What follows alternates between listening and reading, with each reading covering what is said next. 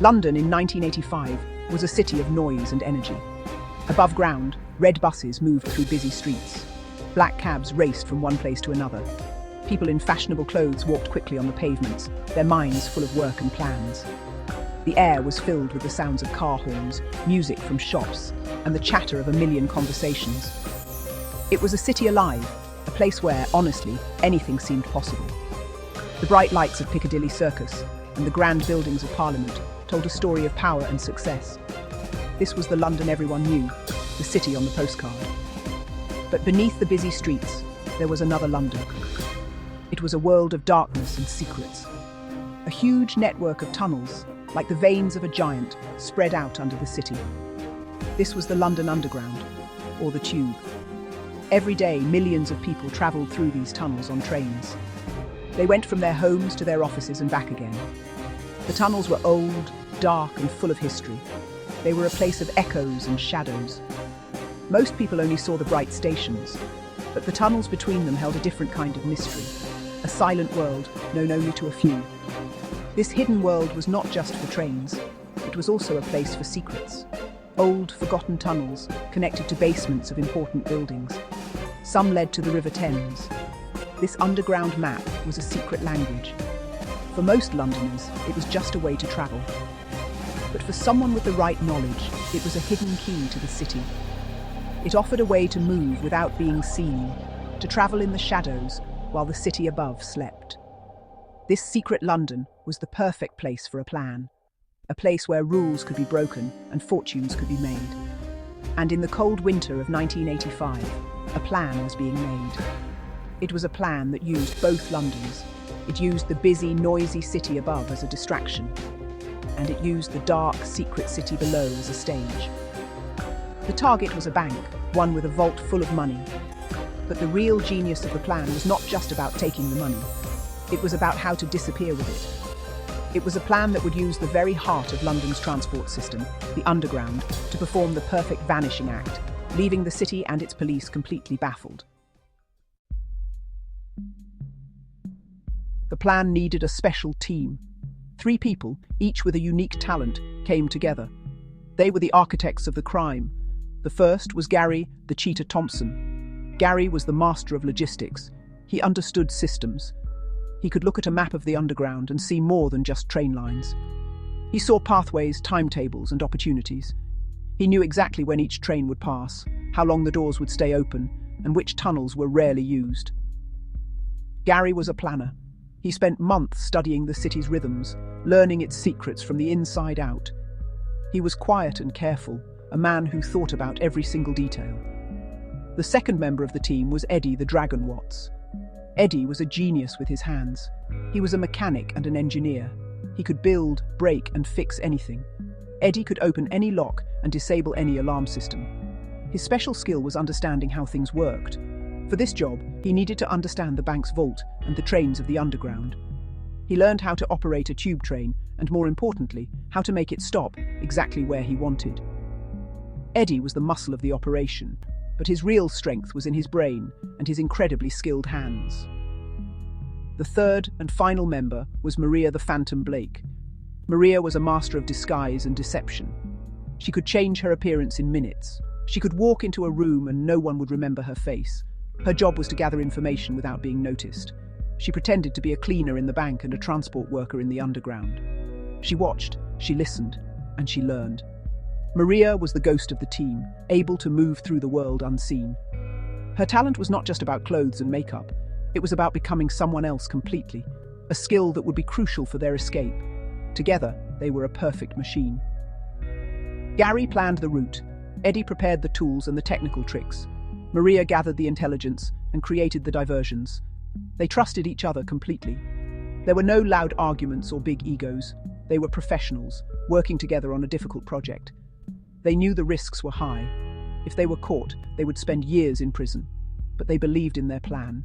They believed that by combining their skills, they could achieve the impossible, steal millions, and simply vanish into the London night. The night of the heist was cold and clear. It was Friday, February 13th, 1985. The streets of London were emptying as people went home for the weekend. The bank, a grand stone building in the heart of the financial district, closed its doors for the last time. Inside, deep in the basement, the vault was locked and secured. It held $3.5 million in cash, ready for distribution on Monday. The security guards started their long, quiet shift, believing the building was safe. They did not know that three figures were already moving in the darkness below the city. Gary, Eddie, and Maria worked with silent precision. They did not rush. Their movements were calm and practiced, like surgeons in an operating theatre. They had entered the underground system hours earlier, through a forgotten maintenance hatch 2 blocks away from the bank. Using Gary's detailed maps, they moved through a series of old, dusty service tunnels. These tunnels were not on any public map. They led them directly to the wall of the bank's basement. There was no noise, no sign that anyone was there. They were ghosts in the machine. Eddie was the first to act. He used a special drill that was almost silent. It cut a neat, perfect circle through the thick concrete wall of the basement. The process took over an hour, but there was no hurry. Gary watched the time, checking his watch against the train schedules he had memorized.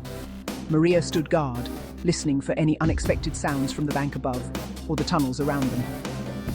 The air was thick with tension, but their faces showed only concentration. They were professionals at work, focused entirely on the task at hand. Once inside the basement, they moved toward the vault. The alarm system was complex, but Eddie had studied the blueprints that Maria had managed to photograph. He worked calmly, cutting wires and bypassing sensors with steady hands. There was a quiet click as the final lock on the vault door was disengaged. The heavy steel door swung open without a sound. Inside, stacks of money waited for them. They packed the cash into specially designed bags, working quickly but without panic. They had completed the first part of their plan. The money was theirs.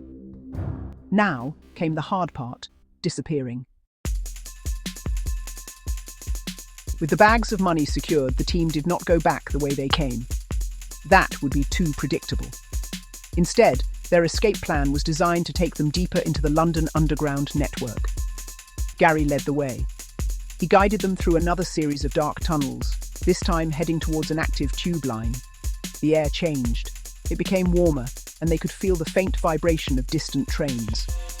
They were moving from the silent, forgotten parts of the underground into its living, breathing heart. Every step was planned. Every turn was memorized. Their destination was a small, hidden alcove next to the tracks of the district line between two busy stations. According to Gary's timetable, the last train of the night was due to pass in 10 minutes. But this was not just any train. Eddie had spent weeks preparing it. Days earlier, he had secretly installed a small, remote-controlled device on the train's braking system. It was a piece of mechanical genius, invisible to any routine inspection. The device would allow him to take control of the train at the perfect moment, turning a public vehicle into their private escape car. As the rumble of the approaching train grew louder, the team prepared. Maria, ever the Phantom, had already changed her appearance. She now wore the uniform of a maintenance worker, complete with a fluorescent jacket and a hard hat. Gary and Eddie did the same. To anyone who might catch a quick glimpse, they would look like they belonged there, just 3 workers doing a late-night job. They blended into the background of the underground, becoming part of its hidden machinery. Their bags, containing the millions, looked like heavy tool bags. The train came into view, its lights cutting through the darkness of the tunnel. It was nearly empty, carrying only a few tired passengers heading home. As the train passed their hiding spot, Eddie pressed a button on a small remote control. The device he had planted was activated. The train's brakes engaged suddenly, and it screeched to a halt, right where they were waiting. The doors did not open automatically. Using a special key that Eddie had made, they opened one of the doors and slipped inside an empty carriage. The entire process took less than 30 seconds. They were now on the move, hidden in plain sight.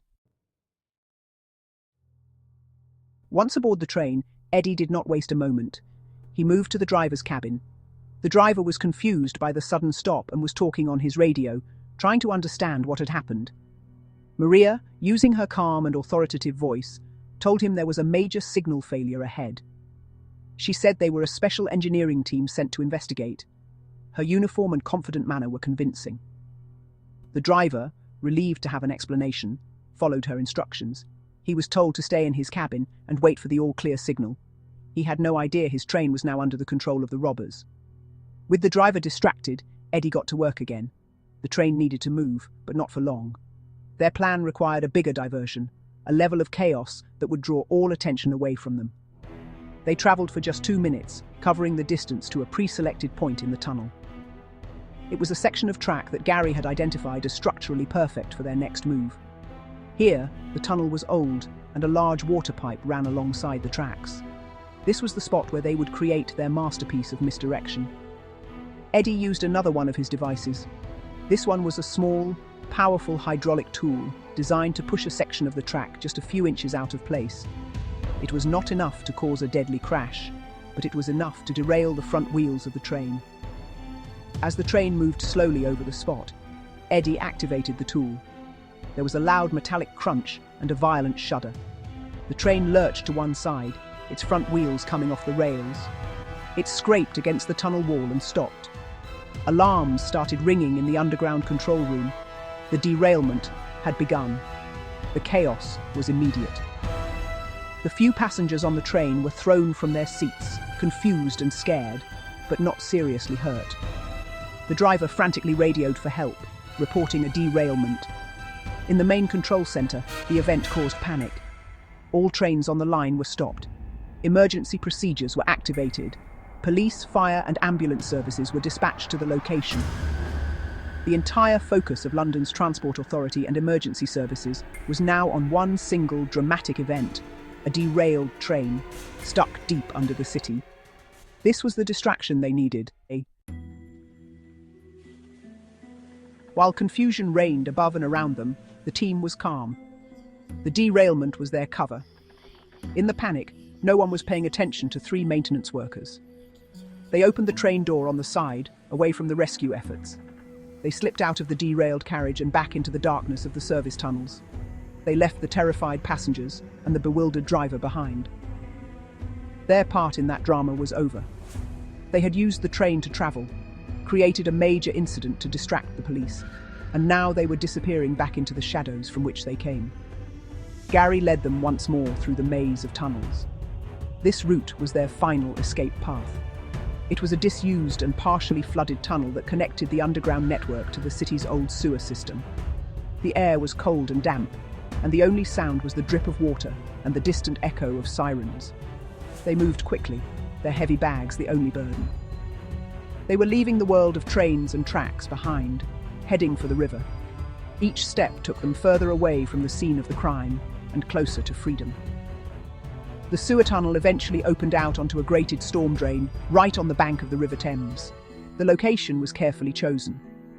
It was a quiet, industrial part of the riverbank, hidden from the main roads and overlooked by abandoned warehouses. The moon was a pale sliver in the sky, reflecting off the dark, flowing water. Waiting for them, tied to a small, unassuming pier, was a small motorboat. It was old and looked like a simple fishing boat, nothing that would attract any attention.